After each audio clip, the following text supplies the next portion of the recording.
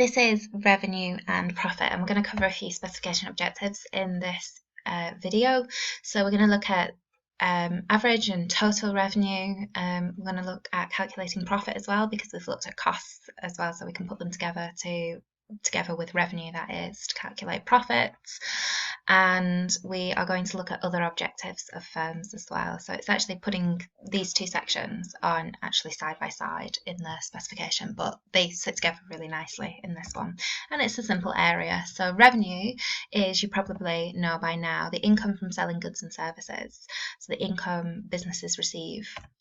And you can calculate it by getting the price and timesing it by the quantity. So average revenue is going to be straightforward. It's going to be your total revenue divided by your output. And this actually represents the demand curve, because you would have come across this data or something similar to this when you first started looking at demand. And we know with a high price, we tend to get a low quantity demanded, and then as we lower the price, we can get a higher quantity demanded. Now, unless you're able to engage in first degree price discrimination, and don't worry if you don't know what that is, because it's very much a year 2 concept, unless you're able to do that, if you drop the price for one customer, you're going to have to drop the price for both customers there. So you can't just sell the first customer the product for £10 and then the next customer the product for £9. So to work out total revenue, all we need to do is just the price times the quantity, and there we have it. We can see it increasing at first, and then it decreases after a certain point. And you should be able to recognise actually that this would be the point of where PED equals -1, because that's where revenue is maximised. And then average revenue, we're just going to take this total revenue, we're going to divide it by the number that we have, and we can see that it's the same as the price column, and we're going to see that it's average revenue is actually the same as the demand curve. So this is important. I think they want you to know this for year 1, because it's really important when you go on to study the theory of the firm. Okay, a few more key terms then.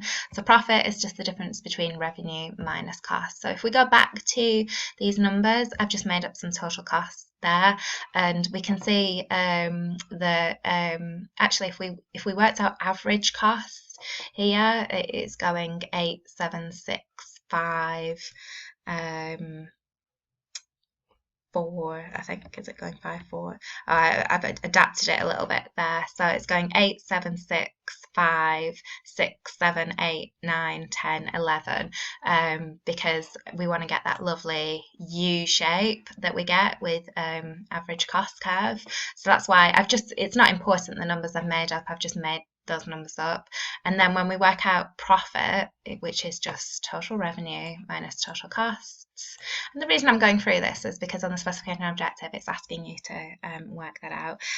The difference here is displayed here, so we can see at first profits increasing, and then actually we're seeing an increase in total costs. So if we do that minus that, we're going to get nothing at that point. So we're getting kind of a revenue curve, average revenue looks like this.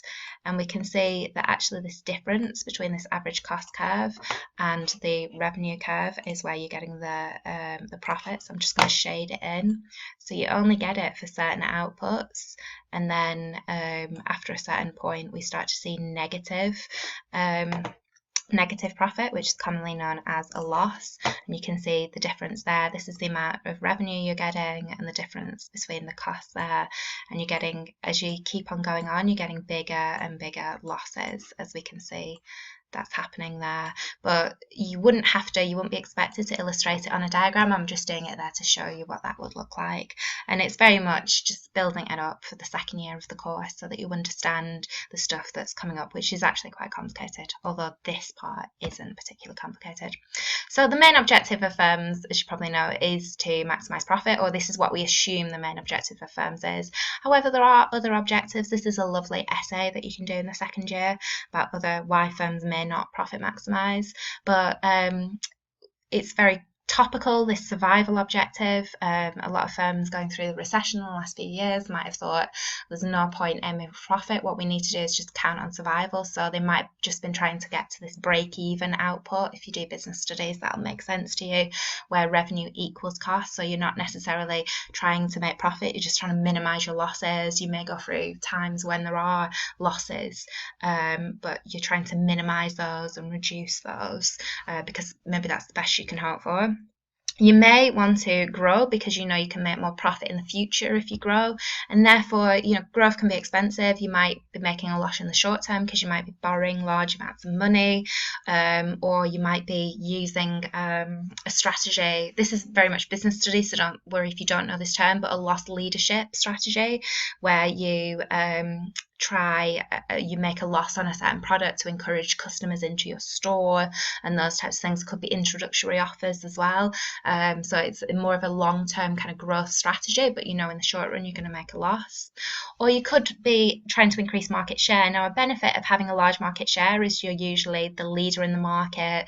You may be able to you may be able to charge a higher price because you're maybe a brand leader. So firms like to have a large market share for those reasons. Better deals with suppliers as well sometimes.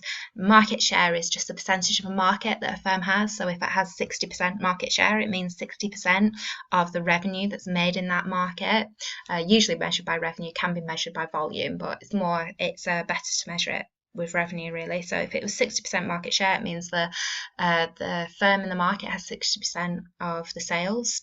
They're making 60% of the revenue of what's being traded in that particular market. Now, to increase market share, you probably want to increase sales revenue, so produce where PE equals 1. That doesn't necessarily coincide, it's quite rare to coincide actually, with where costs are at their lowest. So this wouldn't necessarily be the point of profit maximization.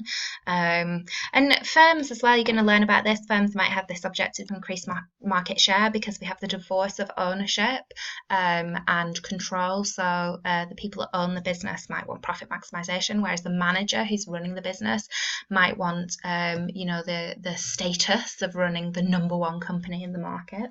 And that's why they might aim for sales revenue maximization rather than profit maximization. So I think that covers everything there.